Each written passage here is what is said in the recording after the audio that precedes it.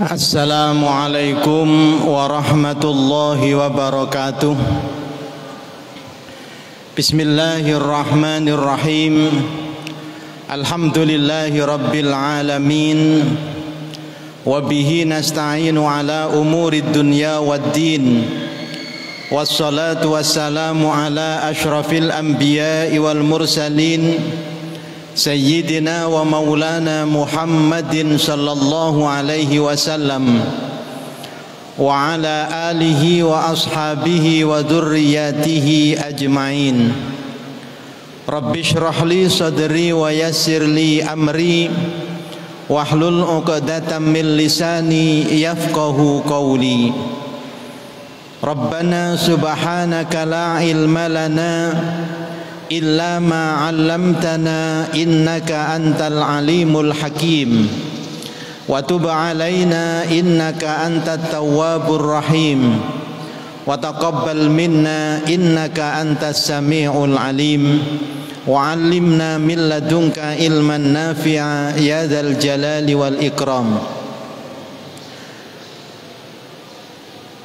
Para ulama, para kiai, para ibu nyai, para asatid, para sesepuh dan bini sepuh ingkang kawula mulyakaken, dumateng jajaran pengurus takmir Masjid Baitul Mukminin Jombang yang dimuliakan Allah Subhanahu wa taala, hadirin hadirat kaum muslimin wal muslimat, jamaah Masjid Baitul Mukminin Kabupaten Jombang ingkang mugi-mugi keparingan rahmat saking ngarsanipun Allah Subhanahu wa taala. Dalu menika saderengipun kita milai pengaosan, monggo kita sareng-sareng nambahi syukur dhateng ngarsanipun Allah Subhanahu wa taala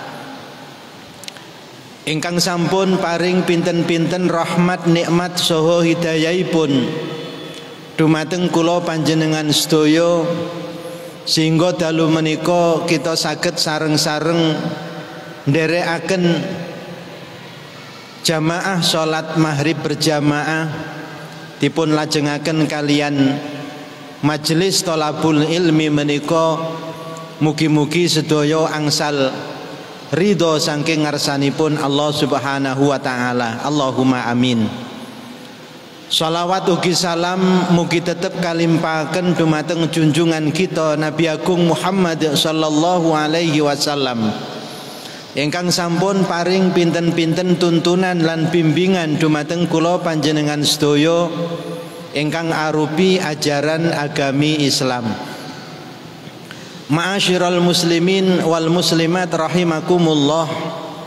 Monggo acara pengaosan dalu menika kita awali kanthi waosan suratul Fatihah. Kita nyuwun dhateng ngarsanipun Allah Subhanahu wa taala, mugi-mugi hajat kula panjenengan sedaya dipun kabulaken, dipun ijabah kalian Allah Subhanahu wa taala. Allahumma amin.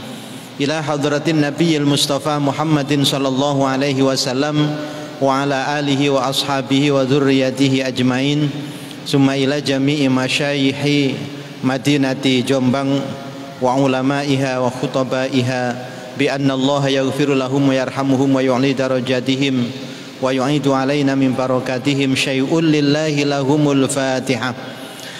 A'udzu billahi minasyaitonir rajim. Bismillahirrahmanirrahim.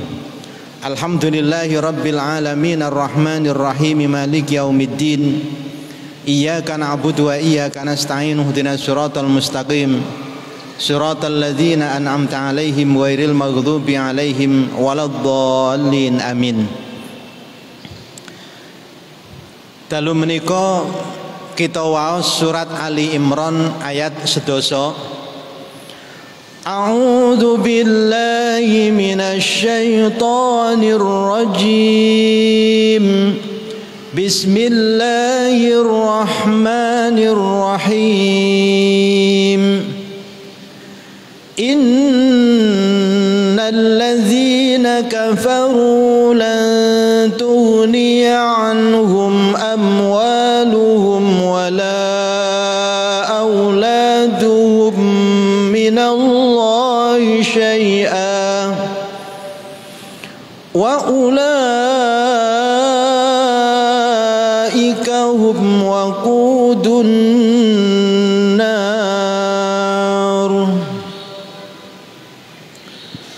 Sesungguhnya orang-orang kafir itu tidak berguna sedikit pun harta mereka dan anak-anak mereka dari siksa Allah, dan mereka itu adalah bahan bakar api neraka. Ma'asyiral muslimin wal muslimat rahimakumullah.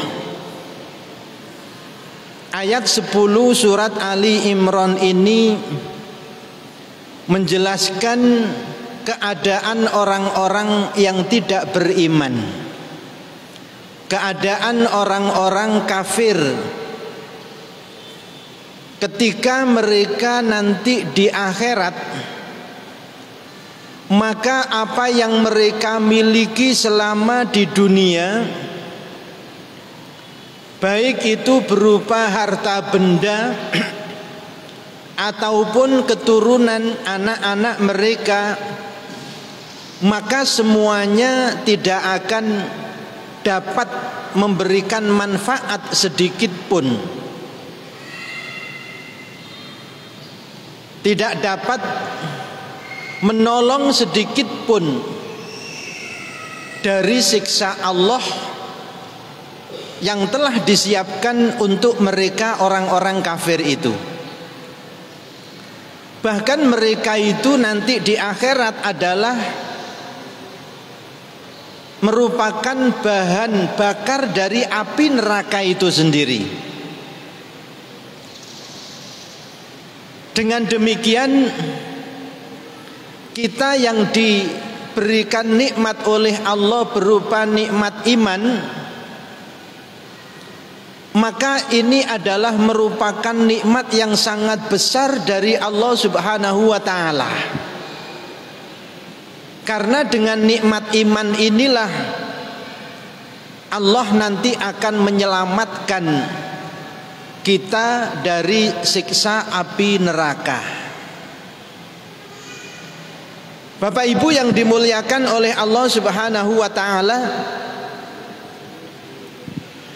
oleh karena itu di dalam ayat-ayat yang lain, dalam surat yang lain, Allah juga menegaskan, menguatkan ayat ini mengenai keadaan orang-orang yang tidak beriman, orang-orang kafir nanti di akhirat.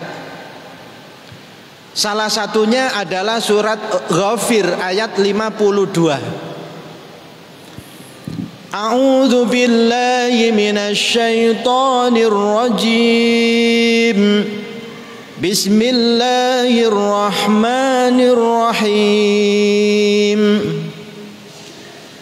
Yauma la yanfa'udz zalimina ma'dziratuhum wa lahumul la'natu wa lahum su'ud dar. Yauma la yanfa'udz zalimina ma'dziratuhum. Pada hari di mana orang-orang zalim itu meminta ampunan kepada Allah, atau mereka mengajukan alasan karena kezaliman mereka, maka tidak akan berguna alasan mereka atas kezaliman mereka itu. Walahumul la'natu, dan bahkan bagi mereka itu disiapkan laknat dari Allah. Walahum su'uddar, dan bagi mereka itu disiapkan tempat yang paling buruk, yaitu di neraka.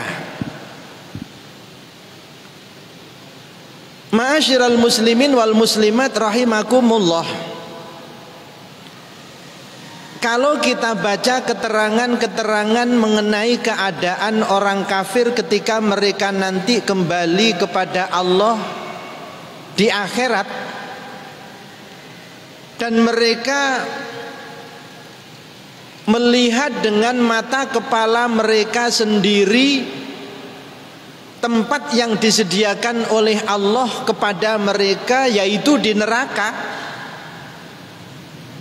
maka orang kafir ini merasa begitu menyesal. Mengapa dulu pada waktu di dunia mereka tidak termasuk orang-orang yang beriman,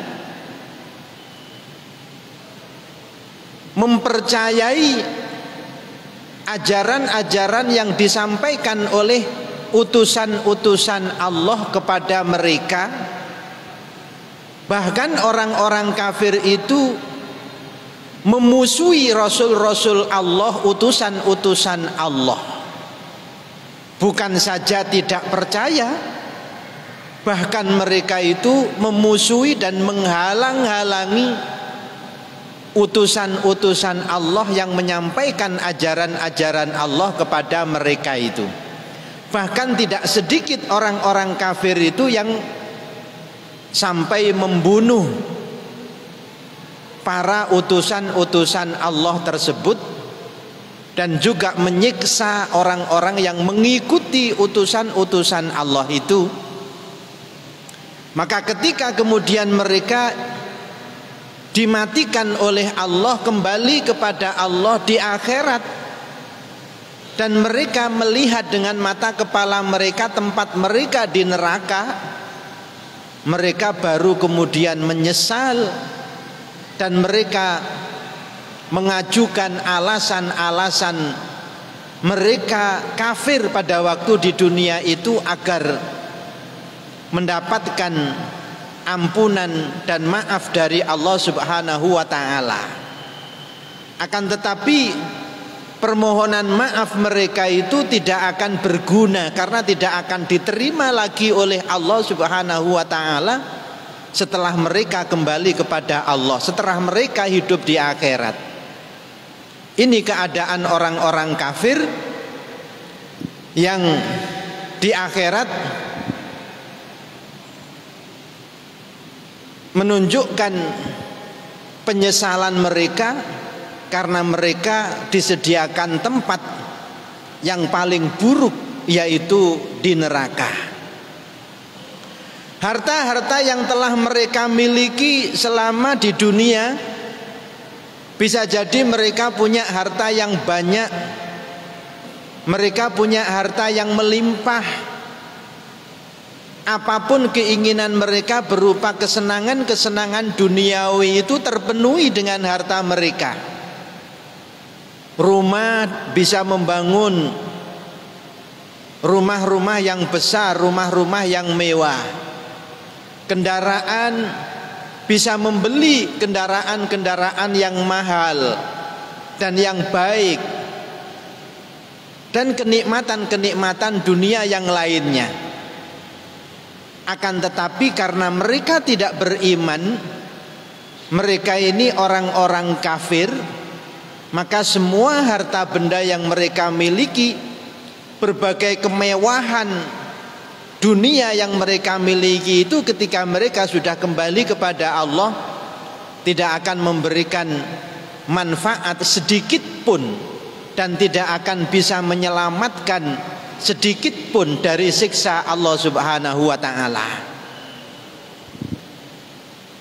Oleh karena itu, di dalam surat At-Taubah juga ayat 85, Allah Subhanahu wa ta'ala mengingatkan kepada orang-orang yang telah beriman, yang mungkin dari sisi materi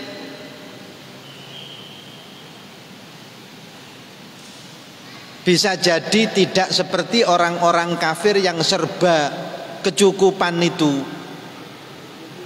Hidupnya di dunia ini dari sisi materi biasa-biasa saja.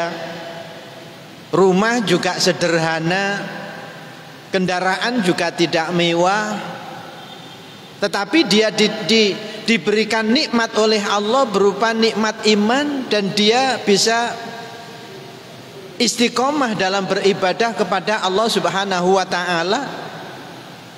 Maka kemudian Allah menghibur orang-orang yang beriman, yang istiqomah ibadahnya kepada Allah itu dengan firman Allah, wala tu'jibka amwaluhum wa auladuhum innama yuridullahu an yu'adzibahum biha fid dunya wa tazhaqa anfusuhum wa hum kafirun.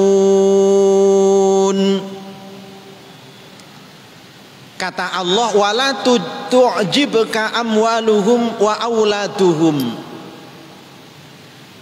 Wahai orang-orang yang beriman,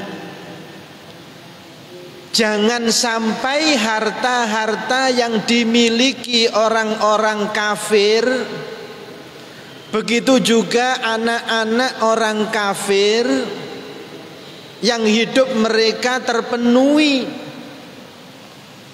semuanya dari kebutuhan-kebutuhan duniawi mereka, jangan sampai menggiurkan kamu, jangan sampai menjadikan kita ini tergiur dengan harta-harta yang dimiliki oleh orang-orang kafir itu, dan juga anak-anak mereka yang hidup dengan kemewahan dunia.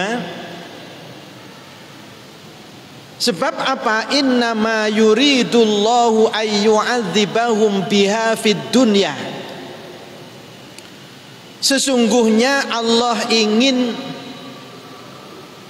menyiksa mereka itu dengan dunia yang mereka miliki itu dalam kehidupan dunia mereka. Ma'asyiral muslimin wal muslimat rahimakumullah.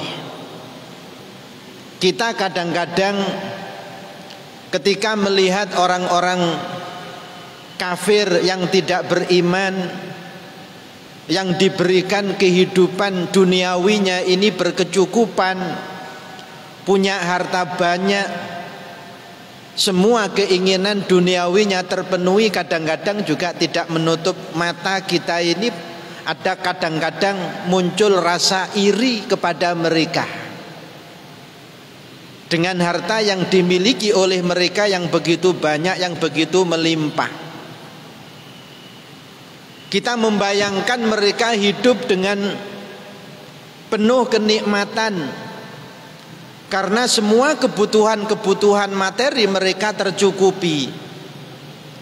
Tapi ini dibantah oleh Allah Subhanahu wa ta'ala, bahwa orang-orang kafir yang diberikan harta benda yang banyak itu justru oleh Allah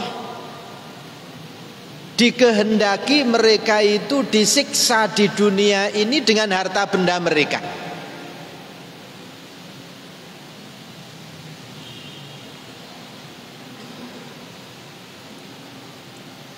Kita mungkin belum begitu yakin ya bahwa orang-orang yang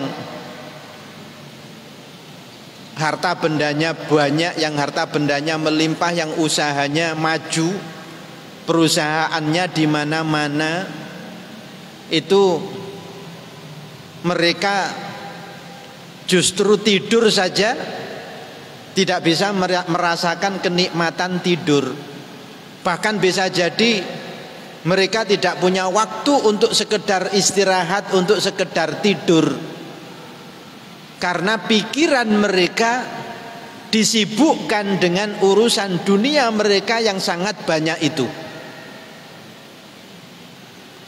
Sehingga ketika di dalam kamar, di tempat tidur pun mereka belum bisa menikmati tidur mereka. Pikiran mereka ini masih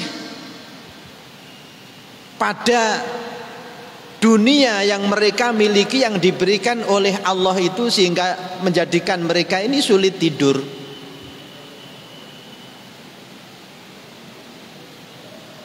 Besok apa yang akan dikerjakan di perusahaan mana, belum lagi jika perusahaan satunya ada masalah, perusahaan yang lain lancar tapi perusahaan yang satu ini ada masalah.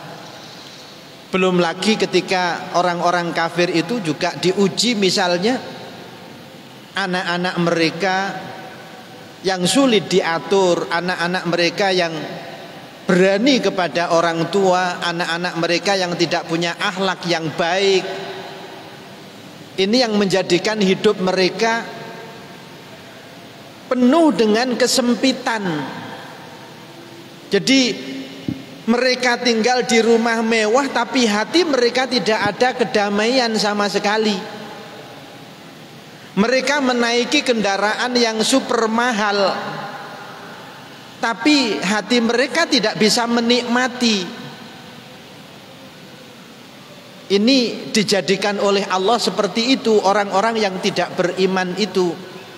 Mereka diberi harta benda yang banyak oleh Allah itu bukan untuk memberikan kenikmatan kepada mereka, tetapi tujuan Allah adalah innama yuridullahu ayyu'adzibahum fiha fid dunya. Allah menghendaki menyiksa mereka ya dengan dunia yang mereka miliki di dunia itu.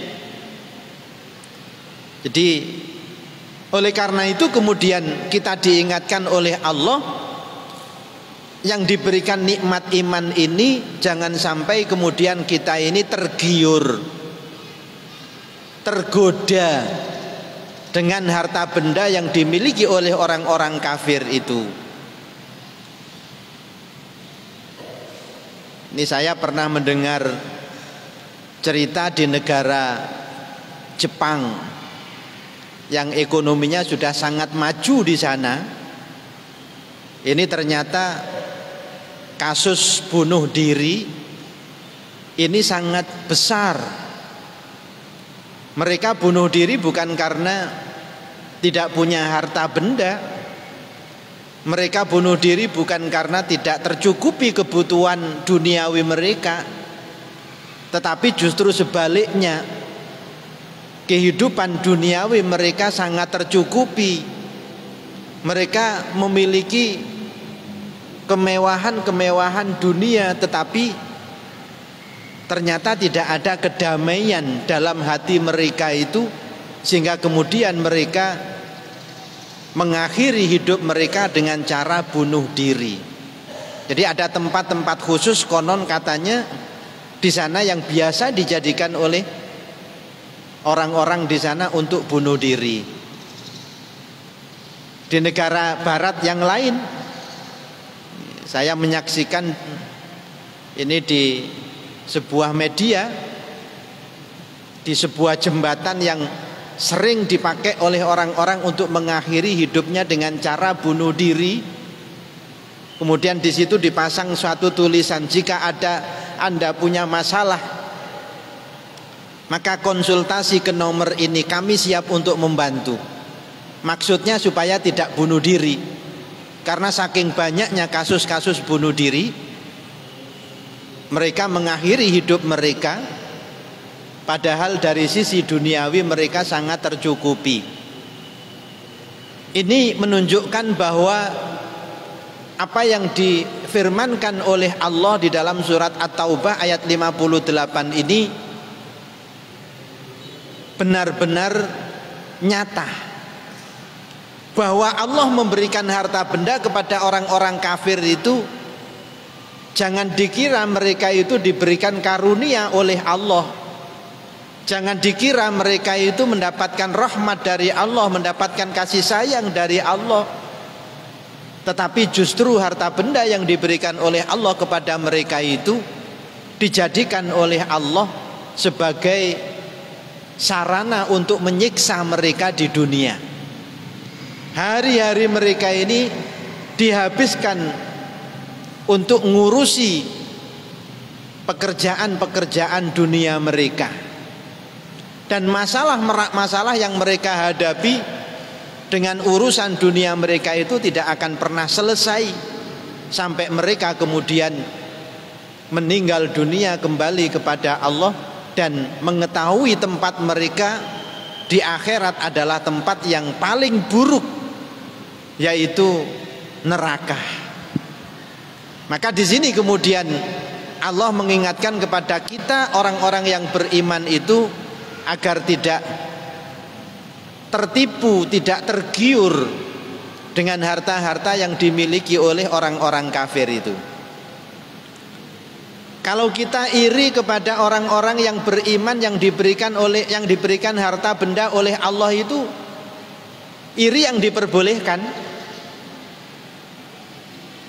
Jadi iri yang diperbolehkan, hasud yang diperbolehkan itu salah satunya adalah hasud iri kepada orang yang diberikan harta oleh Allah dan orang itu adalah orang yang beriman, sehingga harta benda yang diberikan oleh Allah yang begitu banyak oleh orang-orang yang beriman ini digunakan untuk banyak meningkatkan ibadah mereka kepada Allah dengan harta mereka. Dengan harta benda itu mereka bisa membantu membangun masjid. Dengan harta benda itu mereka bisa membantu membangun madrasah. Dengan harta benda itu mereka bisa membantu orang-orang fakir miskin yang membutuhkan. Dengan harta benda itu mereka bisa menyantuni anak-anak yatim yang perlu disantuni. Maka terhadap orang-orang yang seperti ini, yaitu orang-orang yang beriman, di sisi lain di samping mereka itu orang yang beriman, mereka juga diberikan karunia berupa harta benda yang banyak yang melimpah oleh Allah Subhanahu wa taala, maka kita diperbolehkan untuk hasud, untuk iri. Karena sesungguhnya derajat mereka itulah yang paling tinggi di sisi Allah Subhanahu wa taala. Di derajat mereka adalah yang paling tinggi, orang yang beriman kemudian mempunyai ilmu dan kemudian mereka juga diberikan harta benda oleh Allah. Maka harta benda yang dimiliki ini dengan ilmunya, dengan imannya, ini tidak digunakan untuk berfoya-foya, tidak digunakan untuk menuruti kesenangan hawa nafsunya, tetapi justru harta benda yang dimiliki, yang diberikan oleh Allah itu banyak digunakan untuk menambah ketaatannya, ibadahnya kepada Allah Subhanahu wa taala. Dan itu pernah terjadi pada zaman Nabi, pada zaman Rasulullah, di mana beberapa sahabat-sahabat Nabi yang miskin, yang tidak mampu itu berbondong-bondong sowan silaturahim kepada Kanjeng Nabi. Kemudian mereka menyampaikan, jadi hasud mereka kepada orang-orang yang beriman yang diberikan harta lebih oleh Allah Subhanahu wa taala. Wahai Rasulullah, kami ini iri dengan sahabat-sahabat kami yang memiliki harta lebih. Mereka orang-orang yang kaya. Dalam masalah ibadah sholat, kami tidak iri karena kami bisa melaksanakan sholat sebagaimana mereka juga melaksanakan sholat. Kami tidak iri dalam hal melaksanakan ibadah puasa karena kami bisa melaksanakan puasa sebagaimana mereka juga bisa melaksanakan ibadah puasa. Kami tidak iri jika ada orang kaya itu membaca Al-Quran, karena kami juga bisa membaca Al-Quran sebagaimana mereka. Tapi yang kami iri dari orang-orang yang kaya itu adalah ketika mereka bisa beribadah dengan harta benda mereka, kami ini tidak bisa, wahai Rasulullah. Karena orang yang tidak punya harta tentu tidak akan bisa membantu misalnya membangun masjid sebagaimana orang-orang kaya yang membantu pembangunan masjid. Maka ketika Rasulullah mendengar keluhan sahabat-sahabatnya di kalangan orang-orang yang tidak mampu itu, kemudian Rasulullah tersenyum. Dan beliau kemudian menanyakan kepada mereka, menawarkan kepada mereka, maukah kamu aku ajarkan amalan yang pahalanya dapat menyamai pahala orang-orang kaya yang beribadah dengan menggunakan harta benda mereka. Maka tentu mereka menjawab, bala ya Rasulullah, tentu kami mau wahai Rasulullah. Maka kemudian disampaikan oleh Rasulullah kepada mereka, jika kamu selesai sholat 5 waktu itu, maka kamu jangan meninggalkan tempat sholat kamu terlebih dahulu. Jangan bergegas meninggalkan tempat sholat kamu terlebih dahulu. Jadi berdiamlah sejenak setelah selesai sholat. Maka di situ kamu bisa membaca tasbih 33 kali. Kamu bisa membaca tahmid 33 kali. Kamu bisa membaca takbir 33 kali. Dan membaca kalimat-kalimat thayyibah yang lainnya. Maka dengan demikian pahala yang diberikan oleh Allah, kalau kamu bisa melakukan itu semuanya, kamu akan diberikan pahala sebagaimana pahala orang-orang yang kaya dari sahabat-sahabat yang mereka beribadah juga dengan harta benda mereka. Maka orang-orang yang tidak mampu ini merasa senang karena ternyata ada amal ibadah yang pahalanya bisa menyamai pahala orang-orang yang kaya yang beribadah dengan harta mereka. Maka pada hari berikutnya ini hampir orang-orang yang tidak mampu, yang tadinya protes, menyampaikan keluhan kepada Rasulullah karena hasud kepada orang-orang yang kaya yang mampu beribadah dengan harta mereka itu. Setelah mereka mendapatkan ilmu amalan dari Rasulullah, maka setelah sholat mereka semuanya hampir tidak ada yang meninggalkan tempat sholat mereka, dan mereka ikut berzikir bersama dengan Rasulullah dengan zikir yang diajarkan itu. Orang-orang kaya yang menyaksikan itu kemudian pada penasaran, ini ada apa?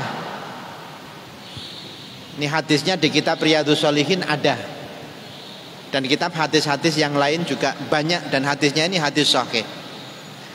Orang-orang kaya yang menyaksikan beberapa hari orang-orang tidak mampu ini setelah sholat ini tidak ada yang meninggalkan tempat sholat mereka, dan mereka ikut berzikir bersama dengan Rasulullah, itu ada tanda tanya bagi mereka. Maka sebagian mereka kemudian mencari tahu, kenapa orang-orang yang tidak mampu ini kok semuanya kemudian setelah sholat ikut berzikir bersama Rasulullah. Akhirnya kemudian sampailah cerita kepada orang-orang kaya ini bahwa mereka orang-orang yang tidak mampu itu beberapa hari yang lalu sowan kepada Kanjeng Nabi mengeluhkan keadaan mereka yang tidak mampu itu, yang tentu kesempatan untuk mendapatkan pahala ibadah ini dibanding dengan orang-orang yang kaya pasti akan kalah. Karena orang-orang yang kaya ini mampu menambah ibadah mereka itu dengan harta benda mereka. Maka mudah-mudahan dengan ayat-ayat ini kita menjadi orang-orang yang bersyukur kepada Allah Subhanahu wa ta'ala, karena kita telah diberikan nikmat yang paling besar oleh Allah, yaitu nikmat iman. Mudah-mudahan dengan nikmat ini kita diselamatkan oleh Allah hidup di dunia sampai dengan nanti di akhirat. Allahumma amin ya rabbal alamin. Wallahul muwaffiq ila aqwamit thariq. Wassalamualaikum warahmatullahi wabarakatuh.